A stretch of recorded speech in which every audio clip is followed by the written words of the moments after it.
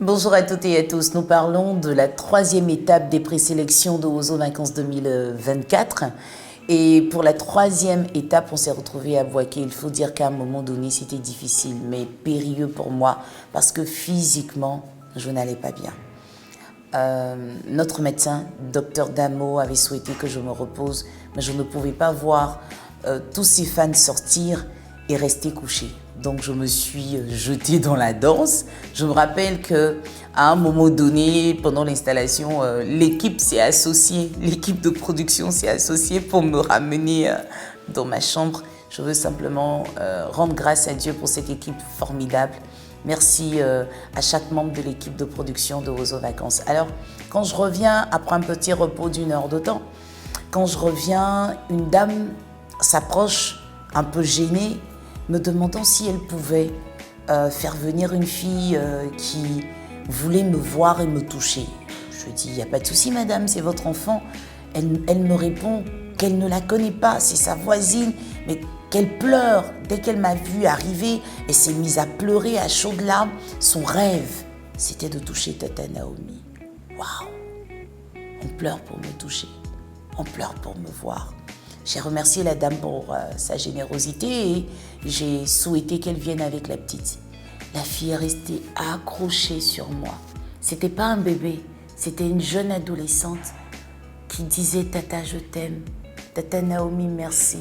Tata Naomi, je t'aime. » C'est que ces deux phrases qu'elle a pu prononcer lorsqu'elle a ouvert la bouche.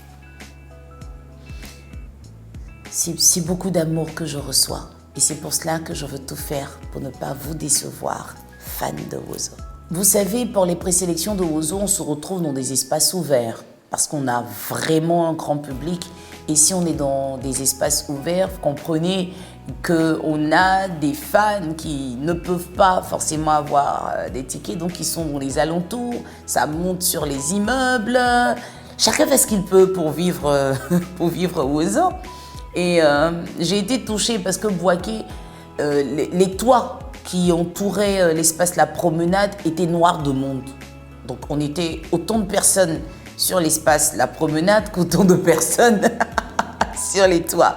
Comment parler des présélections de Ozo à Bouaké sans parler de tonton Naomi? Je suis sûre que vous riez. Oui, on a eu tonton Naomi à Bouaké.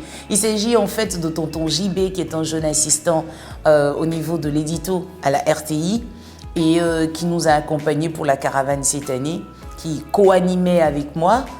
Et les enfants de Bouaké n'ont pas compris. Ils ont l'habitude de voir Tata Naomi. Donc ils voient un homme à côté. Tout de suite, ils n'ont pas cherché loin. Tout le monde a commencé à l'appeler Tonton Naomi, JB, Tonton Naomi.